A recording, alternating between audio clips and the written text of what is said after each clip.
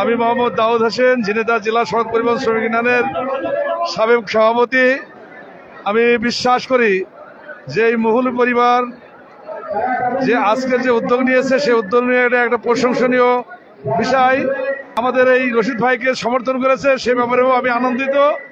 আমি বিশ্বাস করি একজন ত্যাগী নেতা হিসেবে রশিদ ভাই গণমানুষের কাজ করার অধিকার রাখে এবং সে আজ অঙ্গীকার করেছে আমাদের নাসের শাহরিয়ার জাহিদি মহুল ভাইয়ের পক্ষে থেকেই তিনি কাজ করবেন।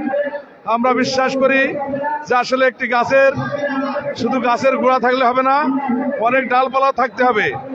সেই কারণেই যদি আজকে আমাদের উপজেলার নির্বাচিত চেয়ারম্যান রশিদ ভাই দত্তল মার্কায় ভোট পেয়ে নির্বাচিত হয়, তাহলে মহুল ভাইকে আরো দাদা ভাইকে আরো শক্তিশালী হিসেবে আমরা দেখতে পাবো ইনশাল্লাহ। সব বিষয়ে আমরা এই মহুলি পরিবারের সঙ্গে আছি, দাদা ভাই সর্বকাজের সঙ্গে থাকবো। মানুষ উপকৃত হচ্ছে, মানুষের কল্যাণমুখী কাজ হচ্ছে, সর্বক্ষেত্রে গরিব দুঃখী মানুষ তারা সহযোগিতা পাচ্ছে, রাস্তাঘাটের উন্নয়ন হচ্ছে।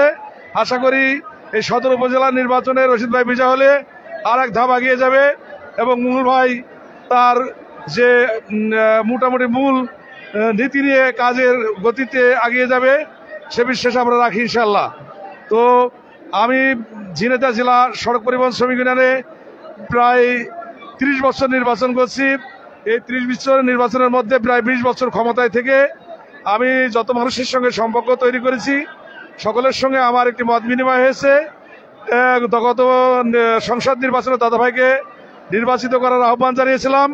এবার আবার আহ্বান জানাই এই সদর উপজেলা যে দত্তকলম মার্কার প্রার্থী আমাদের প্রিয় নেতা জিএম রশিদ ভাই। ইনশাল্লাহ আমি বিশ্বাস করি রশিদ ভাইকেও সকল শ্রমিক পরিবার ভোট দেবে, কারণ রশিদ ভাই একটি শ্রমিক পরিবারের, কৃষক পরিবারের সন্তান। সেই হিসেবে সর্বসময় তাকে সবসময় মানুষ কাছে পাবে, সবসময় তার কাছে মানুষ দুঃখের কথাগুলো বলতে পারবে, সুখ দুঃখে সে মানুষের পাশে দাঁড়াবে বহুবার নির্দেশ মোতাবেক। সেই কথা কিন্তু আজকের এই আলোচনায় তিনি ব্যক্ত করেছেন। আশা করি এই কথা সে রদ করবে না। আমি এই বিশ্বাস রেখেই শ্রমিক শ্রেণীর সকলকে আবারও বলবো এবং কৃষক শ্রমিক যারা আমরা সর্বপ্রান্তের মানুষ আছি, ভালো মানুষকে আমরা ভোট দেব, সেই প্রত্যয়ে আজকে আমি আমার কথা শেষ করছি। আসসালামু আলাইকুম, আল্লাহ হাফেজ।